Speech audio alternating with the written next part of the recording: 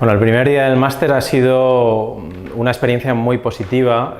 Nos hemos conocido a los cursillistas, hemos indagado un poquito sobre las inquietudes, las ambiciones que ellos tienen y hemos detectado muchas ganas. Hemos enfocado ya la primera parte teórica.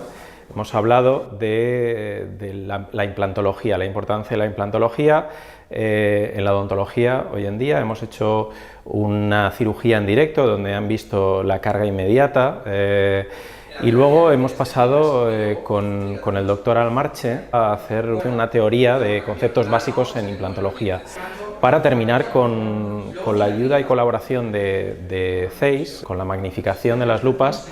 Hemos hecho un taller de todos los aditamentos protésicos que se utilizan en implantología, en la parte protésica.